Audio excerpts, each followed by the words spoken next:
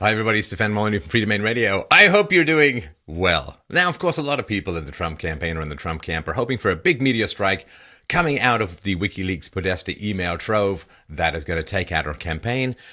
I think that there is, but it's not one big, it's a whole series of smaller ones, which to any person of conscience would signal the end of any particular forward march of that campaign.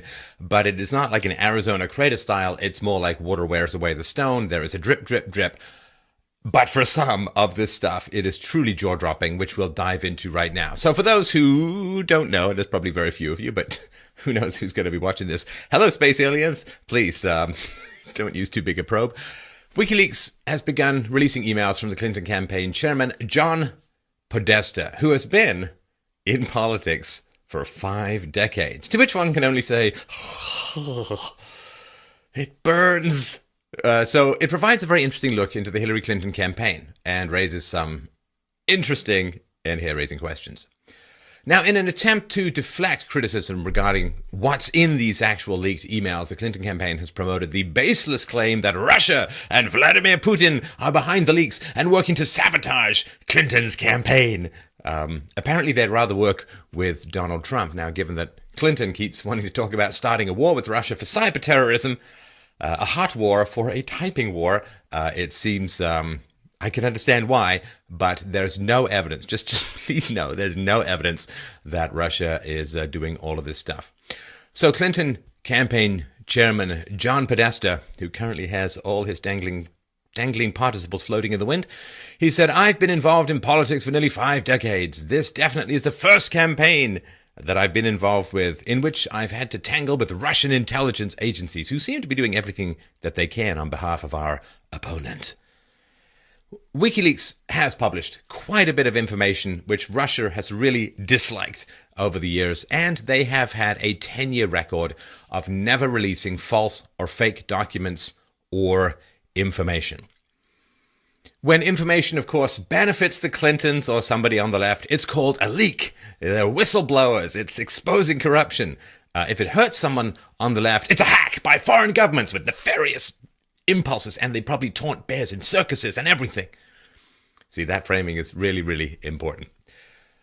Of course, blaming Russia is not an argument. Russia didn't, unless their technology has significantly improved and then they can implant finger-moving devices into the wetware brainstem of your soulless leftist body, it did not control your fingers when you type these emails, and there's zero evidence of their involvement with WikiLeaks. This probably is a bit of a self-inflicted injury, or what they call, in soccer, an own goal.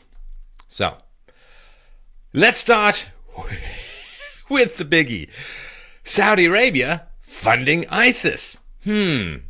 So Hillary Clinton emailed Clinton campaign chairman John Podesta on August 17th, 2014. Quote, "While this paramilitary operation is moving forward, we need to use our diplomatic and more traditional intelligence assets to bring pressure on the governments of Qatar and Saudi Arabia, which are providing clandestine financial and logistic support to ISIL and other radical Sunni groups in the region." Governments of Qatar and Saudi Arabia providing clandestine financial and logistic support to ISIL and other radical Sunni groups in the region. Funding and arming terrorists. And, maybe Hillary Clinton is really, really upset at Qatar and Saudi Arabia arming and funding terrorists because that's her job, not their job. That's her job. Hey, man, you're moving into my turf. I'm the one who funds and arms terrorists, not you. Now get back to your own corner, or I'm calling a burner because I watched The Wire once. I did. It's a good show. She went on to say, "This effort will be enhanced by the stepped-up commitment in the Kurdish regional government. The Qataris and Saudis will be put in a position of balancing policy between their ongoing competition to dominate the Sunni world and the consequences of serious U.S. pressure." Don't you know? So, Qatar, Saudi Arabia, arming and funding terrorists, that's how I take it. And, hey, interesting question. Do you know who else Qatar and Saudi Arabia has provided financial support to? Not just the terrorists who behead people and burn people in cages and slaughter children and create sex slaves and rape people to death and so on. Not just those lovely people. They have also provided financial support to the Clinton Foundation. See, Qatar has donated between $1 million and $5 million to the Clinton Foundation, while Saudi Arabia has given Hillary and Bill Clinton's foundation upwards of $25 million. I don't think there's any word on how much they've actually funded ISIS, but it doesn't really matter. So this woman, the Clintons, are knowingly taking money from governments that fund terrorism. They have not said we're going to return it. They have not said we're shocked and appalled. They're saying quite clearly here in her email, she knows that they're funding terrorism. So maybe they can cut us a check too. two for one. Oh my God. Not to me. Headshot. That's a kill shot right there. Right there. You say anything about women's rights while taking money from Saudi Arabia? Are you kidding me? You say anything about gay rights while taking money from Saudi Arabia? Are you kidding me? Look, I know people out there, you want government money, but please, dear Lord above, think of your conscience, think of your integrity, think of your soul. The people offering up this money have lots and lots of blood on their hands and on their dollars. This is not clean money. How is it working for the Clintons? Well, it can make you a bit of a leadfoot when facing water. Former Clinton advisor Doug bond to Cheryl Mills and John Podesta, December 8th, 2011. Late last night, Laura Graham called me as she couldn't reach my brother or her shrink.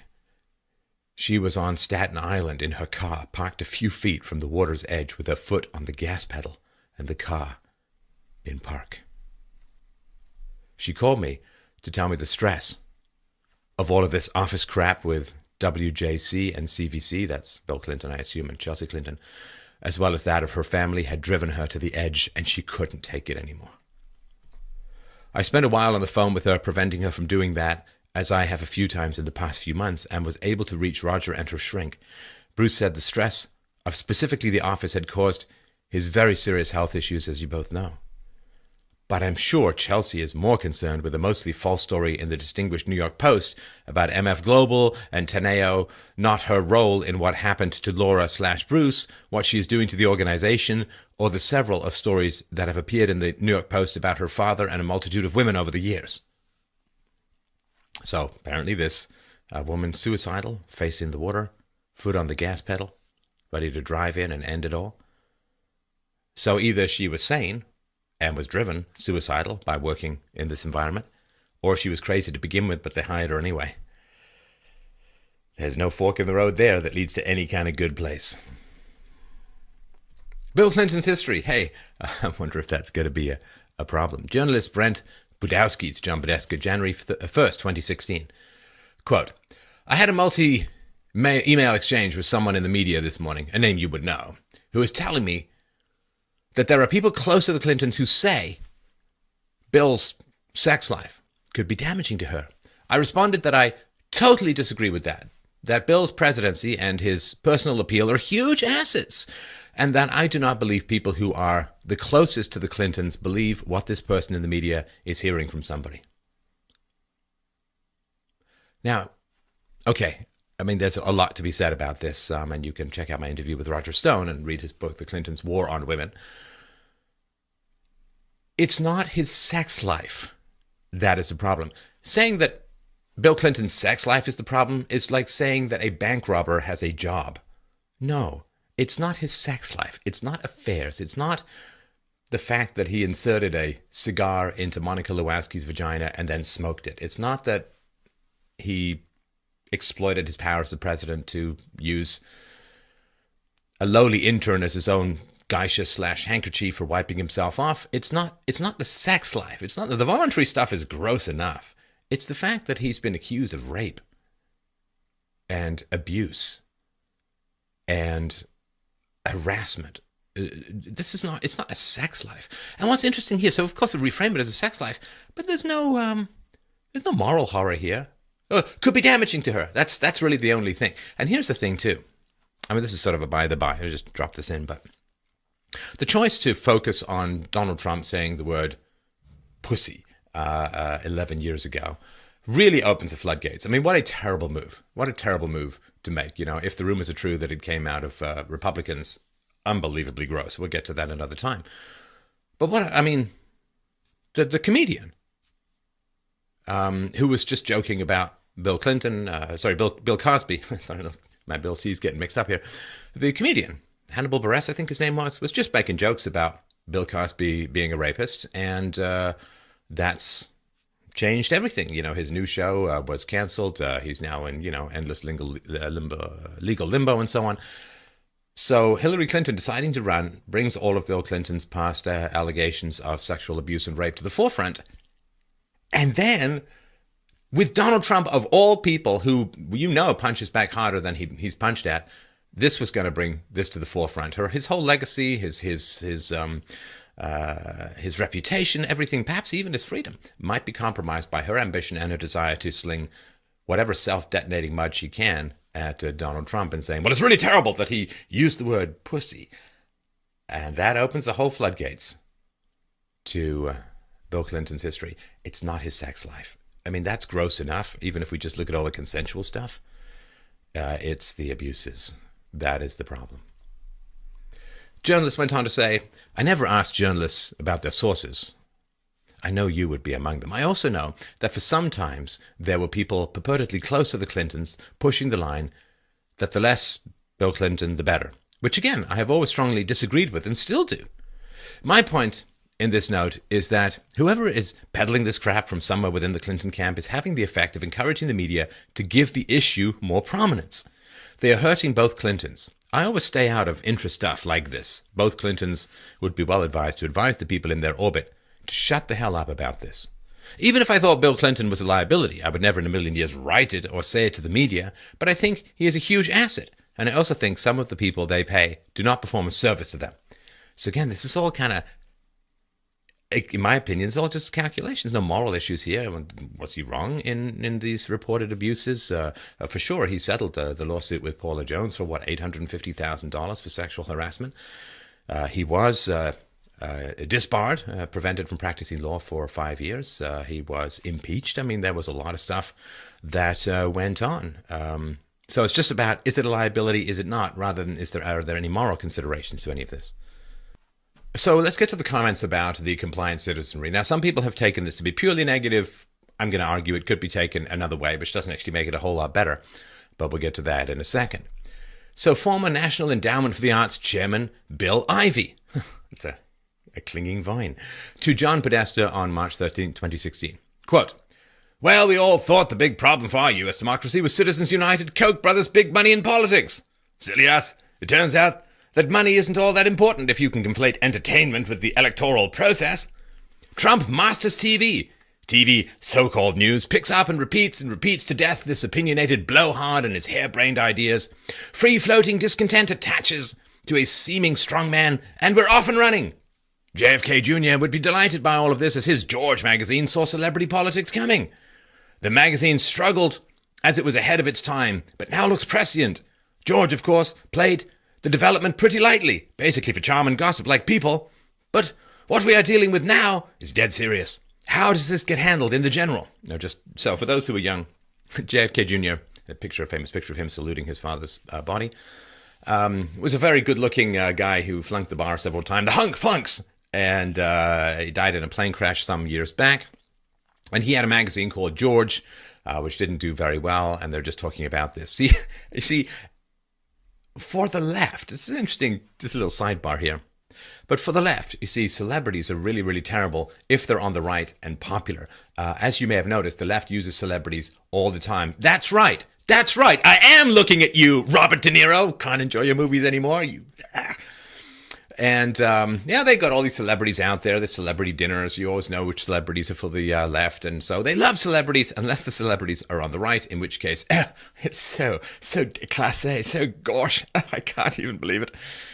And so this is just important to recognize that they just don't like the celebrities on the right are shallow. Celebrities on the left are very useful propaganda helmets. So Bill Ivey went on to say, Secretary Clinton is not an entertainer and not a celebrity in the Trump-Kardashian mold. What can she do to offset this? I'm certain The poll-directed insiders are sure things will default to policy as soon as the conventions are over, but I think not. And as I've mentioned, we've all been quite content to demean government, drop civics, and in general conspire to produce an unaware and compliant citizenry. The unawareness remains strong, but compliance is obviously fading rapidly. This problem demands some serious thinking, and not just poll-driven, demographically inspired messaging. So, equate Trump with Kim Kardashian. I'll tell you where my brain goes. Kim Kardashian, sex tape, Alicia Machado, unable to vet the people you're using to support your campaign. Please don't bring any more Middle Eastern migrants in without any papers. That's just my particular leapfrog of ideas. But the idea that Trump and Kardashian have something in common, I don't think so. And so a lot of people have said, well, they're very happy that there's an unaware and compliant citizenry. I think you could make the case, we've all been quite content to demean government, drop civics, and he could say, well, just as a society as a whole, as an unaware and compliant citizenry. The unawareness remains strong, but compliance is obviously fading rapidly. Now, that's interesting. So they don't mind the unawareness as much, but they sure don't like the compliance fading away, right? People becoming less compliant. And for that, Bill, I would like to take no small amount of credit. With 250 million views and downloads, I like to think I've given people the tools, the skepticism, the good humor, the reason, the evidence, the philosophy to become a little bit less compliant to this squid-brained matrix that they're trying to lock us all into, like a dungeon death chamber of unawareness. So, yes, this unawareness remains strong, but compliance is obviously fading rapidly. The other thing, too, of course, I don't know if this guy's on the left, I'm going to assume he is, because of who he's talking to and about, but if the left is complaining that the citizen is unaware and compliant, well, who's in charge of the educational system? Pretty much the left. Certainly at higher education and through the teachers' unions, who generally donate to Democrats all the way through from kindergarten onwards. So I don't know if they actually want it, but they sure aren't doing much to stop it. And the only thing they seem to be bothered about is a lack of compliance. You're welcome, world. The Department of Homeland Security. Now, this is very, very instructive. Homeland Security expert Stephen Flynn to Susan Rice on November 2nd, 2008, quote, "I cannot understate how badly broken the Department of Homeland Security is. It would also be reckless to understate how damaging it will be to an Obama presidency should it be seen as inept in responding to a major terrorist incident or catastrophic natural disaster." We're not ants. We're not worms in your garden, right? His first concern is not a major terrorist incident or catastrophic natural disaster, I would argue. But boy, it would really be bad optics, If there are bodies floating in New Orleans, yeah, okay, there are bodies. That's not really, really great. On the other hand, the optics of those bodies floating in New Orleans, really terrible. And this amoral, how does it look? How does it look? How does it look? You know what Ayn Rand used to call social metaphysics. I don't care what is right. I care what people perceive as right. The perception is all. This, to me, is very, very catastrophic thinking. He went on to say, the Homeland Security issue never came up during the general election, so the public is largely oblivious to the fact that the new administration will be inheriting a flawed Homeland Security strategy, a frail Homeland Security bureaucracy of 218,000 people. Hey, well, that's interesting. 7,000 more, one per dollar. You've got yourself a Hillary Clinton speech. 218,000 people who are suffering from low morale and contentious congressional relationships and a national state of unpreparedness. When tested and the federal Homeland Security apparatus breaks, and it will, President Obama will own the failure. See? Just optics. Just doesn't matter how many people die if it fails. The optics. He went on to say, DHS has managed to frustrate or alienate every constituency that is essential to its mission. State and local Homeland Security officials, police and emergency responders, industry, working groups from all the critical infrastructure sectors, the other federal departments and agencies with overlapping jurisdictions, foreign counterparts in Canada, Mexico and EU, and the myriad congressional members and committees and subcommittee staffs that have oversight responsibilities. I gotta tell you, I almost admire that.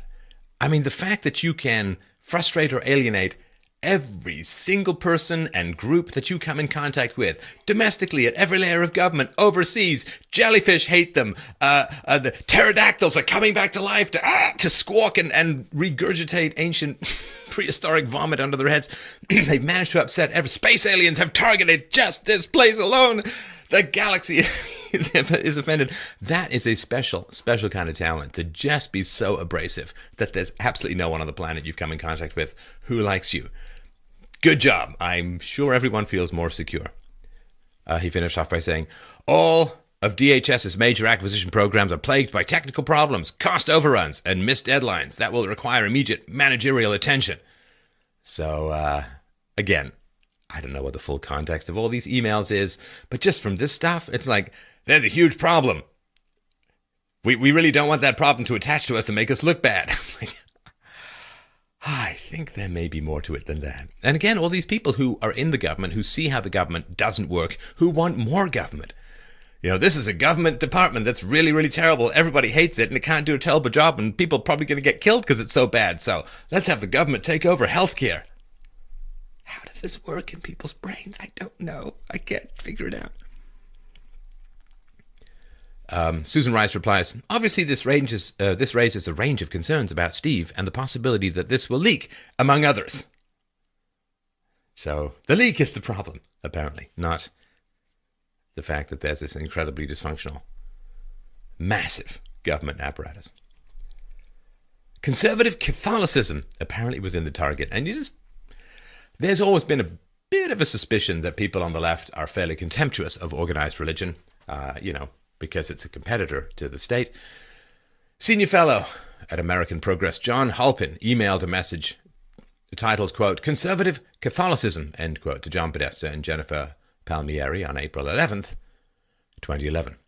Quote, Ken Alouetta's latest piece on Murdoch in The New Yorker starts off with the aside that both Murdoch and Robert Thompson, managing editor of the WSJ, are raising their kids Catholic.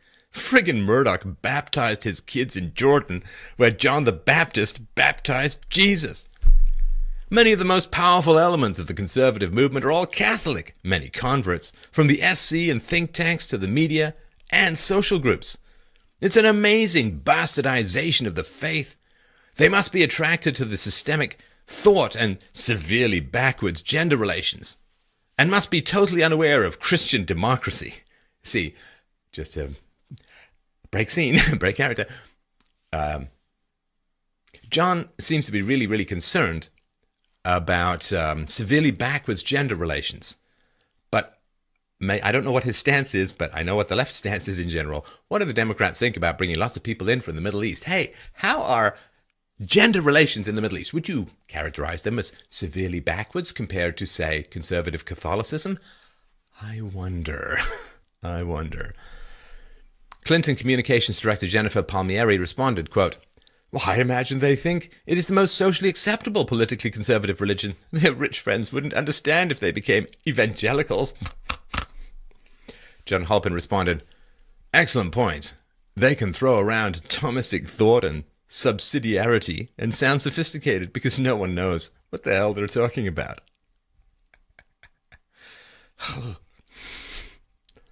I wonder if he does. We may never know. Department of Justice. Collusion? Question mark? I mean, okay, let's just dig into this. So Clinton campaign spokesman and former Justice Department spokesman Brian Fallon on May 18th, 2015, quote, DOJ just filed a briefing saying the government proposes releasing HRC's cache of work-related emails in January 2016. Clinton aide Cheryl Mills responded, get out! Exclamation mark, question. Brian Fallon on May 19th, 2015. DOJ folks informed me there is a status hearing in this case this morning, so we could have a window into the judge's thinking about this proposed production schedule as quickly as today. Now, I'm no lawyer, I'm no legal expert. I don't know that if the DOJ is working on something that the folks at the DOJ are supposed to inform you about what's going on and give you a window into the judge's thinking about this. Again, I'm no expert, and if you are a lawyer or know more about this, please let me know in the comments below. That doesn't seem right to me at all. I wonder if the average person, when the DOJ is working on stuff to do with them, can get this kind of information. I'm going to guess not.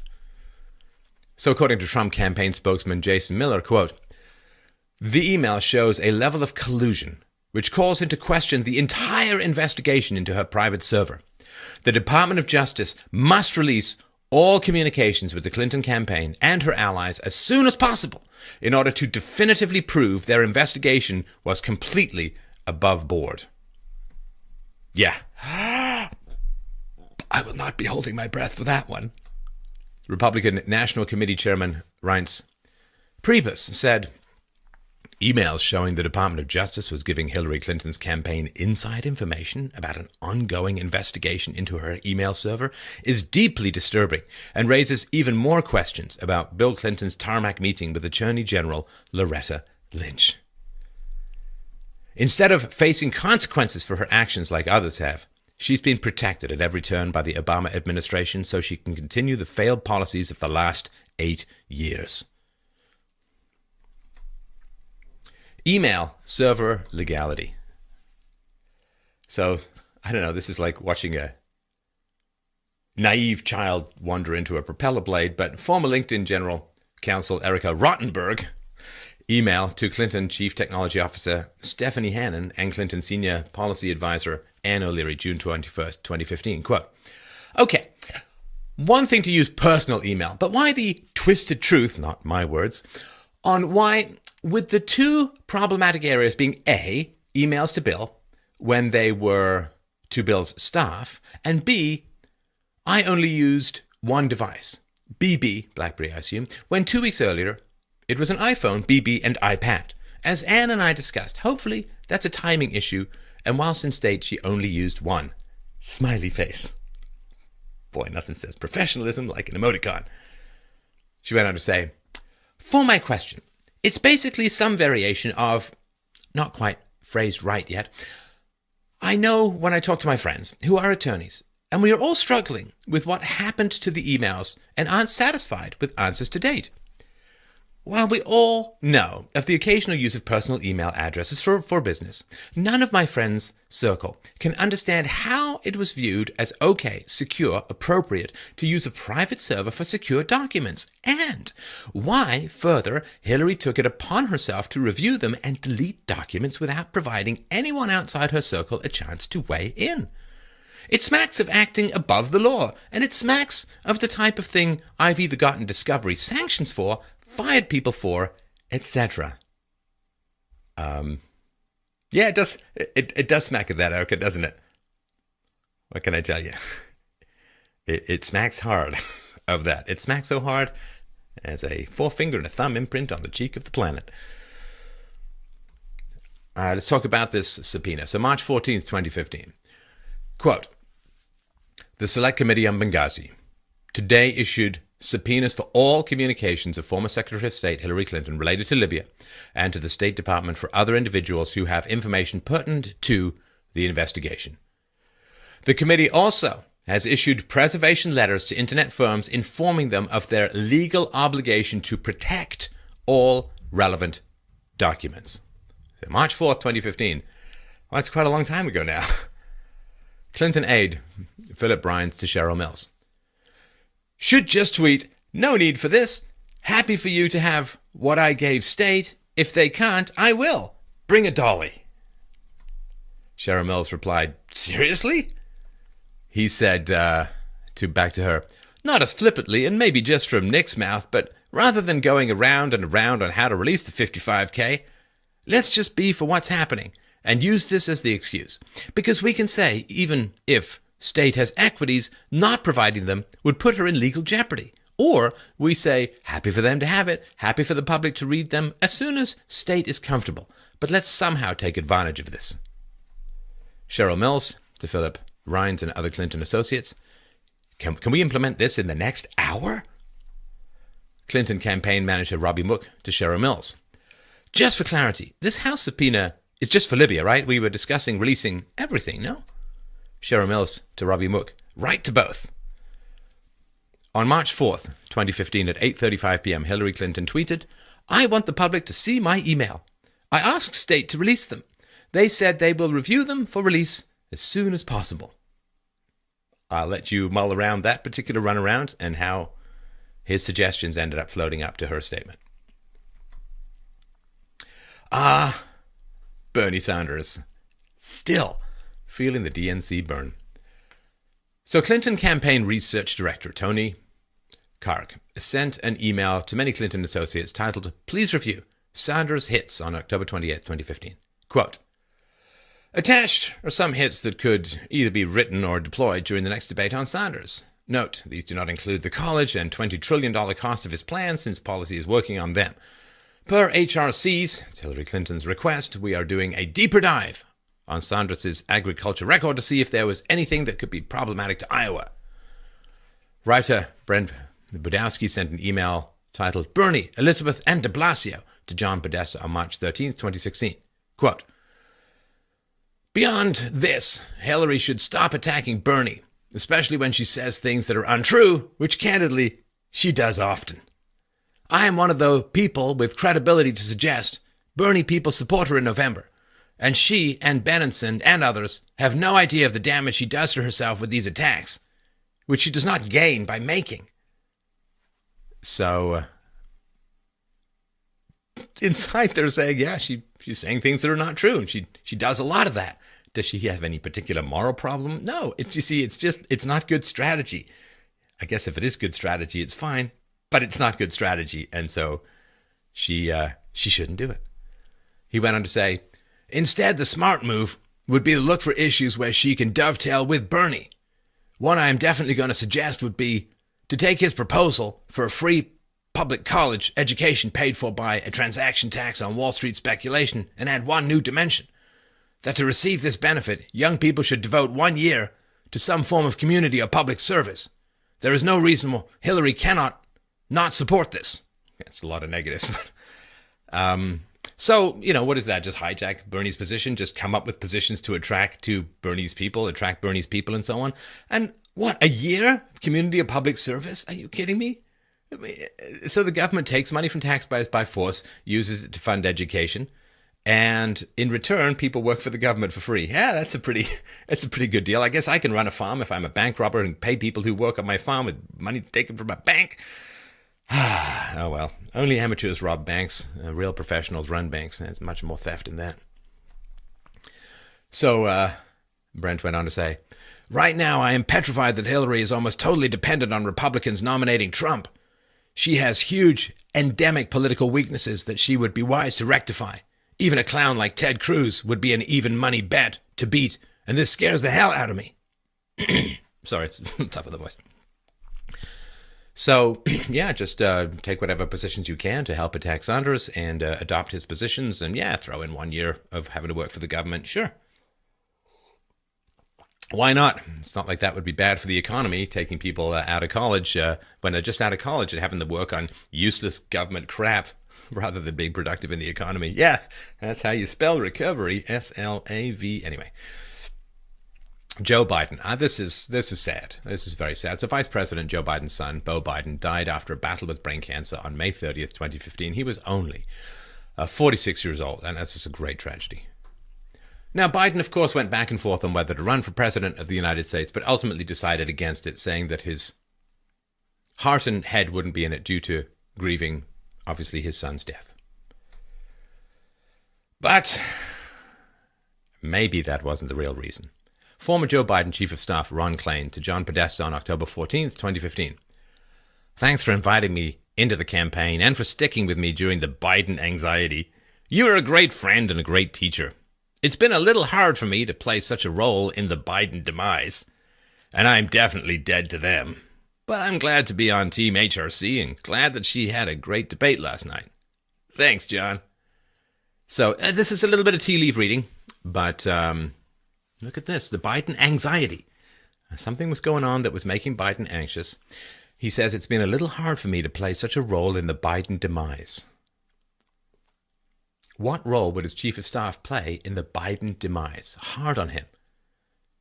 Did they have something on him? Was he threatened with something? Were there negative consequences? And he says, "And I'm definitely dead to them." So he did something that really alienated his former team. and he played a role in the Biden demise.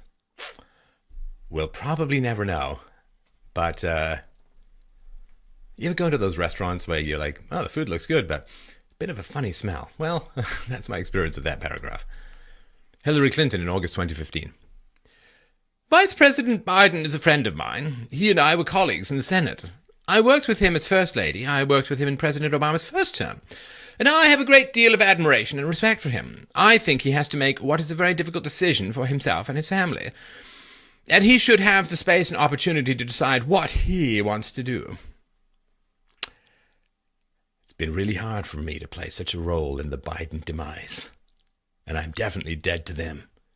Let's just drop that dialogue into The Sopranos and see if it seems out of place. There's a little thought experiment for you. Democratic debates. All right. How were they decided on, right? So this is the debates. Democratic consulting firm Dewey Square Group founder Charlie Baker sent a DNC debate proposal to Clinton associates John Podesta, Robbie Mook at Ron Klain, April 27, 2015. Quote, through internal discussion, we concluded that it was in our interest to 1. Limit the number of debates and the number in each state. 2. Start the debates as late as possible. 3. Keep debates out of the busy window between February 1st and February 27th, 2016, Iowa to South Carolina.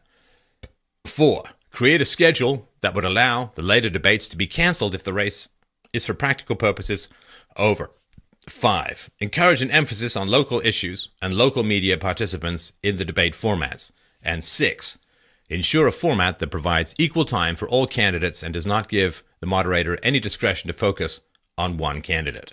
So this is part of a whole strategy which seems pretty obvious to me, which is that there was just kind of a momentum prayer that was going on with Hillary Clinton in this whole thing, which is, well, she's been in public life for 30 years. She's been to the White House before. She's been a senator. She's been Secretary of State. She's good at fundraising. She's got the support of the financial industry. She's got a whole bunch of money in the bank. She's recognized. She's known. She's got the women's vote. She's got the minority vote. Let's just keep her out of sight, have her not talk to the press too much, make the debates as late as possible, keep as few debates as possible, not have more debates than are absolutely necessary. Let's just have the momentum of her whole public life, sweep her into the White House, and let's not have her out there too much doing stuff with the folks. And I think you can see how this really follows that whole model and might well have worked, except for Donald J. Trump. Might have worked.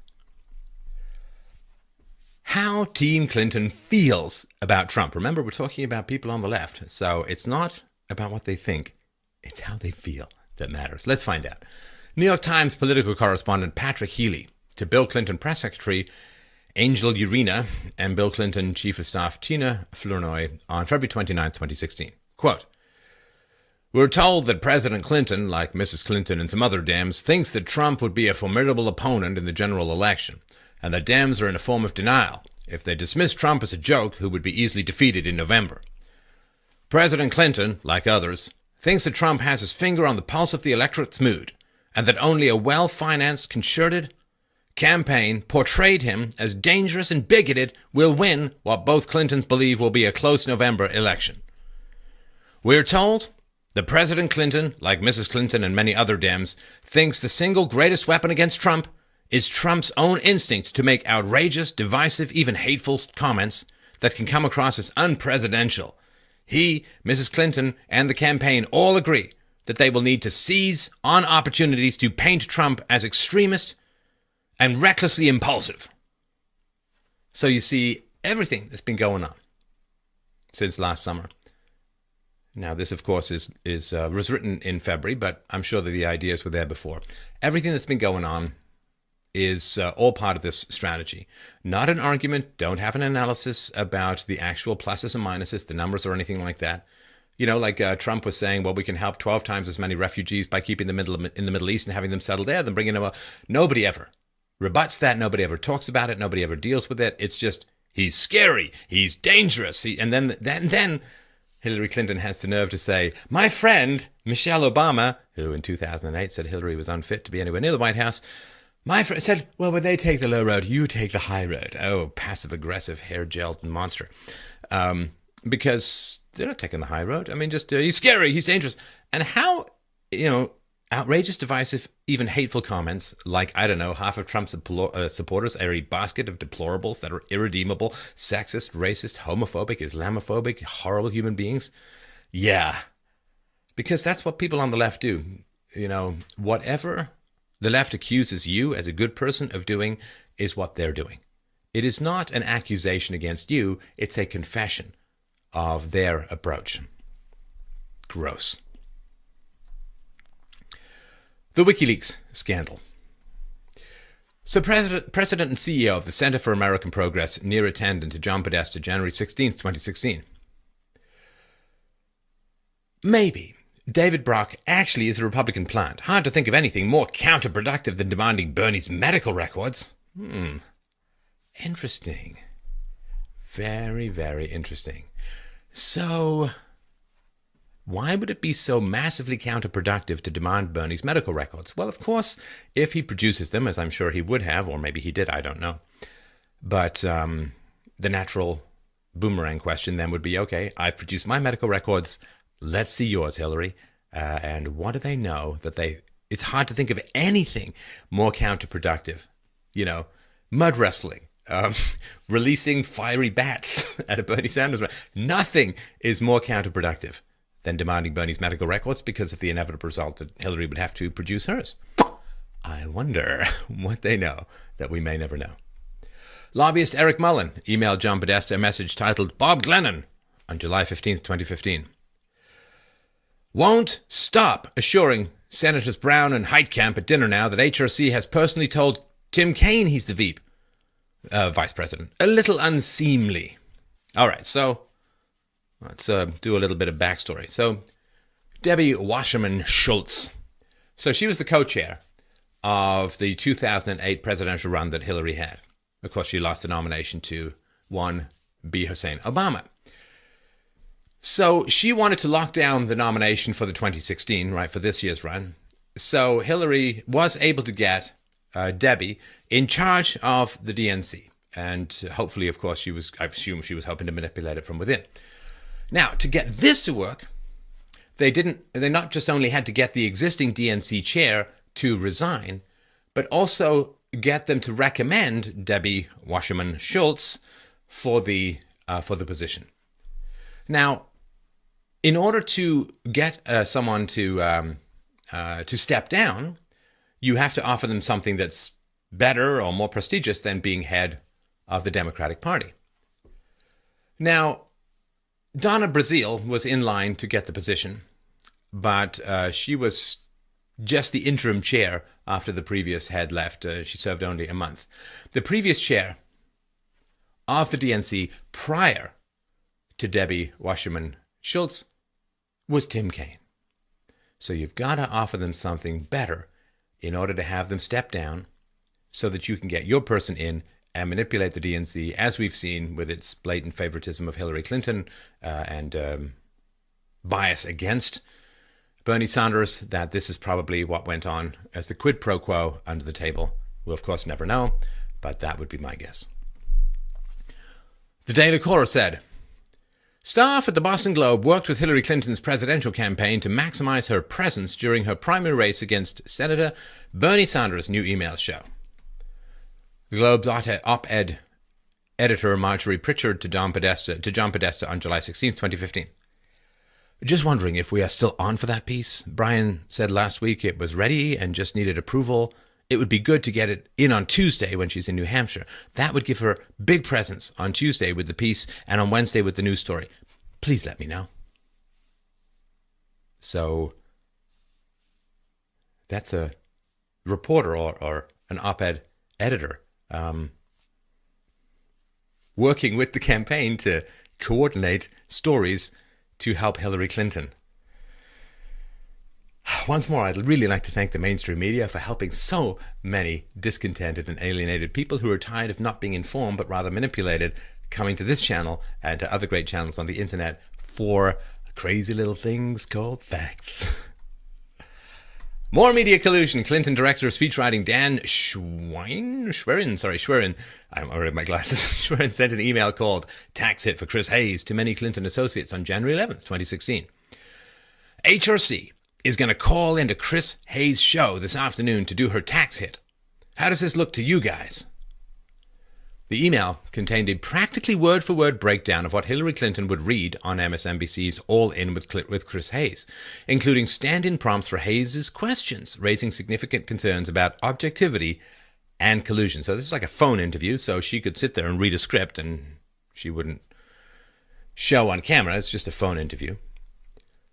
Joel B. Pollack at Breitbart said, John Harwood of CNBC and the New York Times, who moderated one of the Republican presidential primary debates last year, corresponded often with Hillary Clinton campaign chair John Podesta, even congratulating her on primary wins, according to emails released by WikiLeaks. On October 28th, Harwood would go on to moderate the third Republican primary debate and delivered a performance so obviously biased that even liberal commentators had to admit he had proven conservative suspicions correct. Harwood did not ask about Clinton's emails. So, theater. Not arguments, not debates, not facts. Theater. Coordination with the New York Times. Normally such a beacon of impartiality. Vice President of Communications for the New York Times, Danielle Rhodes. Quote, in early July, after much back and forth with the campaign and reluctance on my part, I decided to take the campaign up on its offer of an off-the-record conversation with Clinton. I figured I would use the opportunity at Bretton Woods to ask Clinton directly for an interview, or at least to let me do part of our conversation on the record. She chose the latter. Danielle Rhodes emailed Clinton Campaign Communications Director Jennifer Palmieri on July 7th, 2015. I wanted option to use the following, obviously wouldn't use all, but a portion. These exchanges were pretty interesting. Would love the option to use... I've eaten moose, too. This is, I think, her quoting Hillary. I've eaten moose, too. I've had moose stew. Yeah, in Alaska, moose stew. So that's why I always got a big kick out of Sarah Palin with all of her. We're cooking up some moose stew here. Jennifer Palmieri responded, fine to use the moose, but appreciate leaving the mention of Sarah Palin out. From last two questions, fine to use everything from the paragraph starting and to get serious for just a minute till the end of the interview as on the record, with the exception of this passage, which I ask you leave out, and gay rights has moved much faster than women's rights or civil rights, which is an interesting phenomenon somebody in the future will unpack. Pleasure doing business, she said. So it would appear that Clinton Campaign Communications Director is editing or suggesting edits to an interview that Hillary did with Danielle Rhodes. Pleasure doing business, she says. Just make all these changes. You can use this, you can't use that. Dear God, I mean, is there not even a pretense of journalistic independence anymore? For the record, I have never had anybody from Clinton campaign or Trump campaign edit anything that I'm doing whatsoever. Debate questions. Fascinating stuff. Former CNN contributor and current head of the Democratic National Committee, Donna Brazil, on March 12, 2016, tipping the Clinton campaign off about questions for the CNN town hall with Bernie Sanders. From time to time, I get the questions in advance. Here's one that worries me about HRC. Okay, from time to time, I get the questions in advance. That seems important. I mean, imagine if you're doing an oral exam, and I'm not talking about applying for a job with Bill Clinton. You're doing an oral exam and you know the questions ahead of time. Or let's say that you're doing an oral defense of your thesis and you know the questions ahead of time. Well, know the questions ahead of time for any test. Does that mean that you really have your knowledge tested or your capacity to memorize has been tested? So she went on, here's one that worries me about HRC. Death penalty. 19 states and the District of Columbia have banned the death penalty. 31 states, including Ohio, still have the death penalty. According to the National Coalition to Abolish the Death Penalty, since 1973, 156 people have been on death row and later set free. Since 1976, 1,414 people have been executed in the US. That's 11% of Americans who were sentenced to die, but later exonerated and freed. Should Ohio and the 30 other states join the current list and abolish the death penalty? So that's called leading the witness, and that's saying, well, with this information, and this is just as an old yes minister about how to get the exact answer you want from a poll, but the questions that lead up to the answer, the question that has the answer you want, you just submit the leading up questions and so on. But it's great to see the left really, really concerned with people being who dying who are innocent, which certainly does nothing to explain their stance on abortion, say, but that's the topic for another time. Clinton campaign communications director Jennifer Palmieri responded, "Yes, it is one she gets asked about. Not everyone likes her answer, but can share it. But Saida, can you send her answer on death penalty?" So, as predicted, Clinton was indeed asked about her stance on the death penalty during the following day's town hall event in Columbus, Ohio. It was a town hall event, and it seems like she got the questions, or at least one of the questions, ahead of time. After these revelations, Donna Brazile issued a statement, quote, "As a long-time political activist with deep ties to our party, I supported all of our candidates for president. I often shared my thoughts with each and every campaign, and any suggestions that indicate otherwise are simply untrue." Well, that clears nothing up. Thank you. Good job. Fog. Auga. Auga. Hell breach. CNN Vice President of Communications Barbara Levin said, "To be perfectly clear, we have never, ever given a town hall question to anyone beforehand." Good. Well, I'm sure that's enough for everyone then. Clears it right up. Look, I mean, we're going to stay on this. This stuff is coming out, but these are just my thoughts and opinions. You know, obviously, think for yourself. These are just my thoughts. It's kind of amoral, right? I mean, people on the right do struggle with the ethics of particular things. People on the left, it seems like there's just this, how does it look? How's it going to appear? How's it going to spin? How's it going to go? How are we going to, it's not, is there any right or wrong? What's our moral compass? It's just, what can we get away with? What do we have to lie to? We got a public face, we got a private face. We can spin it this way, we can spin it that way. It's like, stop it. Stop it. Just tell people the truth about what you believe. Unless what you believe is so reprehensible and vile that you have to put up this fog all the time. I just like it when people state directly what they believe, and then I can make a decision. But all of this, how do we spin it? How do we cover it up? How do we move it? I'm not going to release my transcripts. You can't see my healthcare. It's gross. And look, these are people who want to be in charge of your life, of your health, of your future, of your children's education. These are the people who are in charge of your children's education.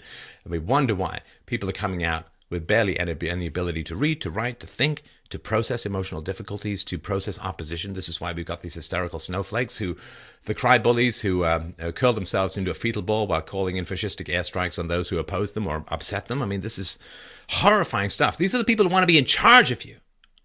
And this is what they're doing and behind the scenes. They're just managing you. They're just managing you and controlling you. They don't want to tell you the truth about what they want. They don't want to tell you the truth about their plans. What do you want to hear? What do you want to hear? And what can I tell you that you want to hear so you'll give me the power? And this is not... Power corrupts. And the more power, the more corruption in general. Now, those who get into politics to minimize power is a different species, a different breed. But these people, they don't want power to do good. They want to pretend to be good in order to gain power. That's really, really important. I think they're just addicts to political power. They've adapted, like animals adapt to their local environment. And some animals become a little over-specialized to the local environment and can't take any changes. Mammals better than reptiles that way. So they're addicts. They're addicts to political power. They get the dopamine hit from getting political power. That's what they're in search of. And they really like it when people kiss the ring because they hold all this government money and government power and they want it to be able to hand it out so people come to them and they have value because of all the stolen stuff they can hand out to everyone else, not because they've created or produced something real in the world, right? They just have power, the power to reward their friends and punish their enemies. And that's what gives them value, is their wielding of the power of coercion, the power of money printing, the power of taxation, the power of regulation, the power of the state. That is what they're addicted to. I don't know if you've ever watched Dr. Phil. I haven't in quite a while, but I watched a few some time back. And these parents would come in with kids, and the kids would be addicted to some crazy stuff. heroin or glue or something. And the kids would be like dragging themselves through parking lots, looking to, hand out blowjobs in return for $20 to buy, scabs all over their bodies. And it's just a mess. It's just a mess. And Dr. Phil would generally have the same advice to the parents. And he'd say, look, you're in way over your head. You don't know how to fix this. You need professional help. And we got to take your kid right out of the situation. We're going to send them off to some recovery center or some rehab center in the middle of nowhere where they're going to hug horses and get better. Well, when it comes to people who are addicted to political power, and this is on the left and the right, people who will just say anything to try and tickle your happy bone in order to get power over you. What do you want to hear? What do you want to hear? Okay, I'll tell you that. Oh, what is Bernie Sanders saying? Do they like that? Okay, let's say that. Whatever we got to say. Whatever we got to say. They're addicts. They're addicts to power. And Dr. Phil used to say to people whose family members were addicts, you're done. These people need to be out of the equation. People need to be gone. These people need to be gone. These people need to be gone.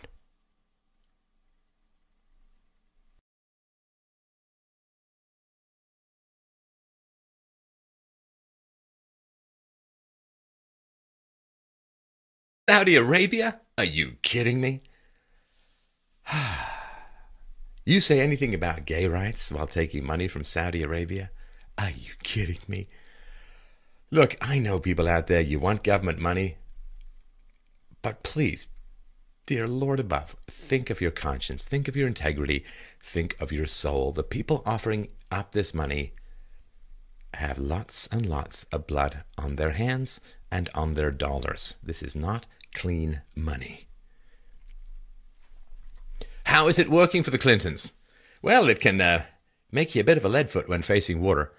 Former Clinton advisor Doug bond to Cheryl Mills and John Podesta, December 8th, 2011. Late last night, Laura Graham called me as she couldn't reach my brother or her shrink. She was on Staten Island in her car, parked a few feet from the water's edge with her foot on the gas pedal and the car in park.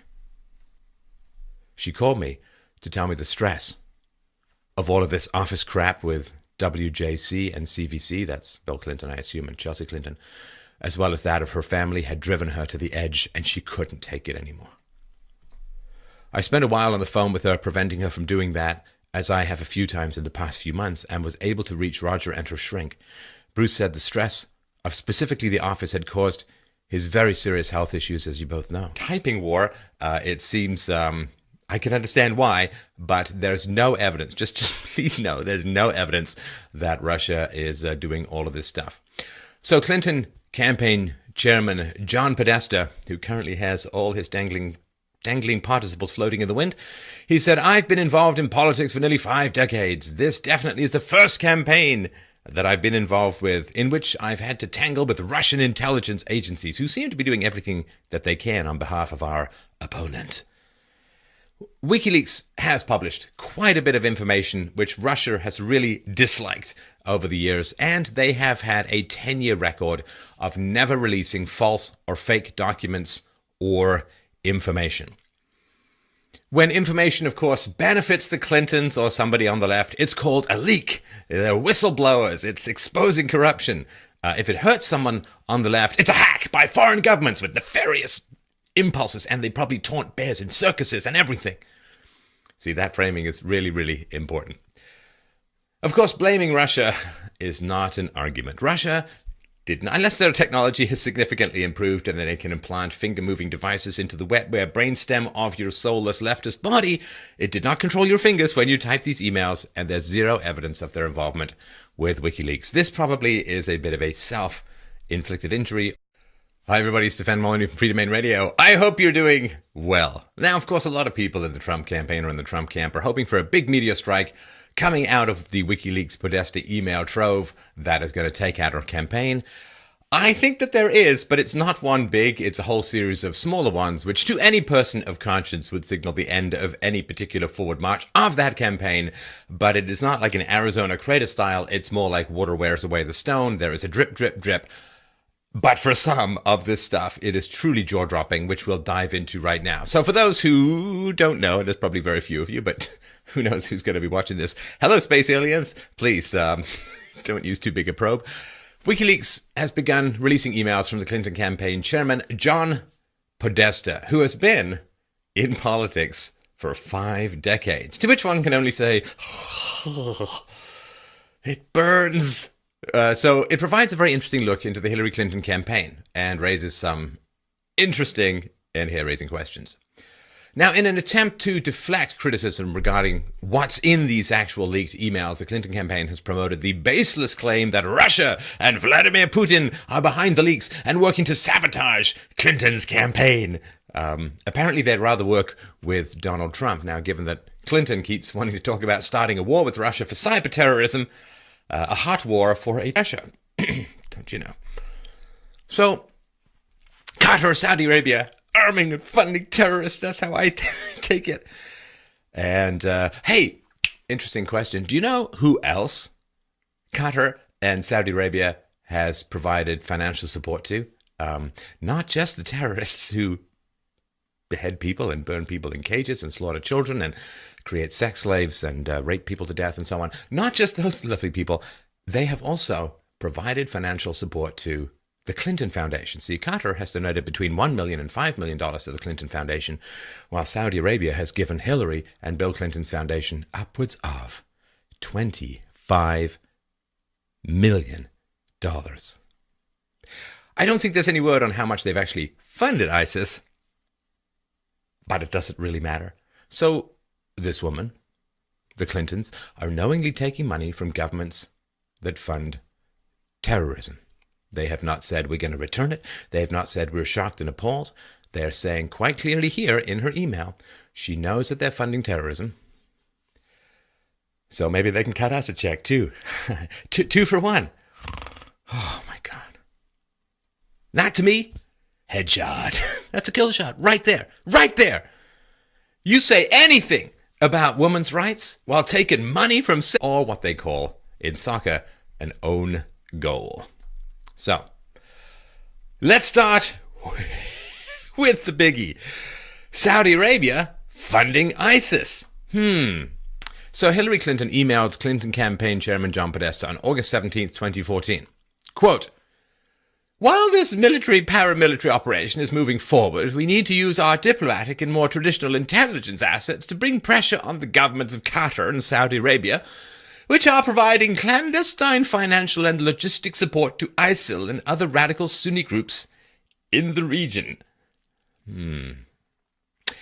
Governments of Qatar and Saudi Arabia providing clandestine financial and logistic support to ISIL and other radical Sunni groups in the region. Funding and arming terrorists. And, you know, maybe Hillary Clinton is really, really upset at Qatar and Saudi Arabia arming and funding terrorists because that's her job, not their job. That's her job. Hey, man, you're moving into my turf. I'm the one who funds and arms terrorists, not you. Now get back to your own corner, or I'm calling a burner because I watched The Wire once. I did. It's a good show. She went on to say, this effort will be enhanced by the stepped-up commitment in the Kurdish regional government. The Qataris and Saudis will be put in a position of balancing policy between their ongoing competition to dominate the Sunni world and the consequences of serious U.S.